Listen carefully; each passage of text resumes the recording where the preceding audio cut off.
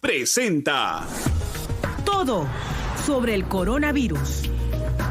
Doctor Elmer Huerta, ¿cómo está usted? Muy buenos días. Buenos días, Jaime. Buenos días, Patricia. Buenos días también a todos nuestros oyentes. Hoy día vamos a hablar sobre un estudio que se ha publicado, o no se ha publicado, en realidad se dio a conocer el CDC ayer en Estados Unidos, antes de ayer. Lo dio a conocer como uno de los primeros estudios de la efectividad de las vacunas en Estados Unidos de Pfizer y de Moderna en la vida real. Mira los datos que han dado. Se han aplicado, dijeron ellos, aproximadamente 77 millones de dosis de vacunas en Estados Unidos. Y se ha documentado, porque hay una base de datos en la que la gente vacunada tiene que reportar, y también los llaman por teléfono, etcétera, que se han producido, desde que empezó el programa de vacunación aquí en este país, 5.800 casos de enfermedad de COVID-19 en personas completamente vacunadas. Una persona completamente vacunada es aquella persona que pasa 2 semanas después de haber recibido la segunda dosis. De acuerdo. Muy bien, entre estas 5.800 casos de COVID-19 que se produjeron en personas completamente vacunadas, se produjeron 396 hospitalizaciones y se produjeron 74 fallecimientos. Entonces, este es el primer estudio, en realidad, y difiere mucho de lo que se había estado comunicando desde Israel acerca de las características de la enfermedad que se produce en una persona completamente vacunada. Y de acuerdo a estos datos, 5.800 es el 100%, entonces 396 hospitalizaciones representan casi el 7%, o sea, 7% de las personas que desarrollaron COVID-19 estando completamente vacunadas se hospitalizaron. Y si estos 396 es el 100% y fallecieron 74, significa que 18,7% fallecieron, que es un porcentaje más o menos similar a lo que se observa con la enfermedad regular. La idea, por los datos que venían de Israel, era que las personas que se infectaban y se desarrollaban COVID-19 después de estar totalmente vacunadas tenían una enfermedad muchísimo más leve. Pero estos datos norteamericanos nos dicen que la enfermedad que se desarrolla es más o menos similar en proporción, en severidad y en porcentaje de muerte a la enfermedad que se produce sin que la persona esté vacunada. ¿Y cuál es entonces aquí la gran ventaja, Patricia, Jaime? De que si son 77 millones de dosis de personas que se han vacunado, pues 5.800 representa el 0.0007% de todos, lo cual indica que la protección que da la vacuna es enorme, es gigantesca. Obviamente, nada es perfecto, ninguna vacuna, ningún medicamento es 100% efectivo, de tal modo que estos casos de enfermedad, este 0.007%, va a ocurrir con cualquier tipo de medicina y ocurre con la vacuna. ¿Es un error en ese caso, doctor, que por ejemplo Israel haya tenido ayer en el día de su independencia esta decisión de no usar más la mascarilla? ¿No es como demasiado arriesgado? ¿Qué más da ponerse la mascarilla un tiempo más? Es prematuro, me parece que es prematuro. Más simbólico, ¿no? Sí, me parece que es prematuro. Todavía no sabemos, como dijimos ayer, mucho de este virus. No conocemos muchas cosas. Lo de las variantes ha cambiado completamente.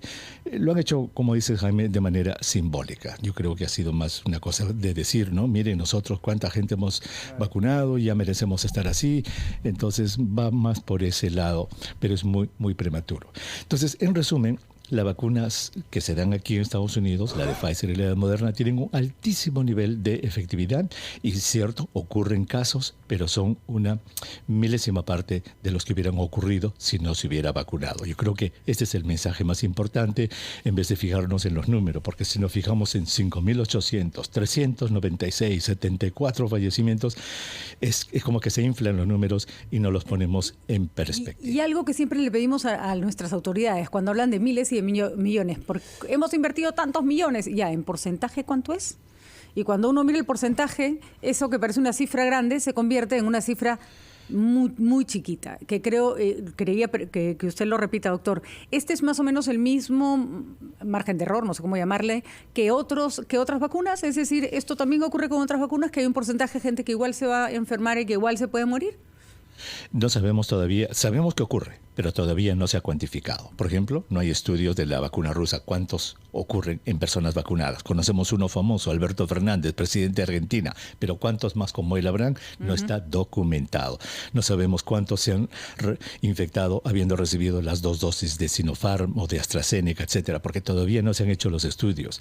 De ahí la importancia de tener datos y recolectar datos, porque fíjate cómo Estados Unidos ya publicó o ya comunicó de que cuántos casos se han producido en total en toda la nación desde que empezó el programa de vacunación. Eso no se tiene todavía para las otras vacunas. Se sospecha que sea más alta, bueno, puede ser, pero no está documentado. ¿Y sigue la restricción de la vacuna de Johnson en Estados Unidos, doctor? Sí, el día de antes y ayer se reunió el comité del CDC y ha pedido más tiempo, ha pedido alrededor de 10 días para que le dejen analizar los datos. Están esperando los datos que vengan de Europa, porque lo de AstraZeneca es muy similar a lo de Johnson y Johnson. Mientras tanto sigue todo parado, ¿no? En cuanto a Johnson y Johnson. Exactamente. Johnson y Johnson no se está administrando en Estados Unidos, solamente 2, Moderna y Pfizer. Y para terminar, una pregunta suelta, Patricia, Jaime. Acabamos de escuchar que la gente está desde las 4 de la mañana, otros desde las 3 de la mañana haciendo cola para vacunarse. Sí. Cuando estábamos hicimos en encendidos, a la gente los daba su DNI, les decíamos a dónde tenían que ir, ¿verdad? Qué fecha tenían que ir y la hora. Y la hora era de 7 a 10 de la mañana el primer turno. Pregunta, ¿por qué va la gente a las 3 de la mañana o a las 4? Porque es un tema cultural, ¿eh? Es un tema que se arrastra creo que de la época de García nos quedó el trauma de ir tempranito para asegurar un cupo. Sobre todo cuando del Estado se trata, ¿no? Correcto. Que tienes miedo a llegar y que llegar al último de la fila y que a la mitad, como suele pasar, te digan, disculpe, sacaron las vacunas, venga usted. Correcto. La desconfianza del Estado. Es un trauma, ¿no? Que nos ha quedado. Yo creo que esto es importante que lo discutamos porque si estamos entrando a un mundo más moderno con citas electrónicas y todo, yo creo que ya tenemos que evitar que esto suceda. Pobre ancianito, 86 años el señor desde las 4 de la mañana. Sí, exactamente. Es verdad. Increíble. Es muy peruano eso. Sí. Muy, y muy eso limeño. quiere decir que acostumbrados al maltrato estamos. Correcto. Finalmente, Ese es el punto. Ese es el punto. Creo que nos quedó la marca de las colas de García. Así Un es. trauma. Doctor, Bueno, muchas gracias. Hasta mañana. Gracias, Hasta el doctor. lunes. Hasta el lunes, 7:46.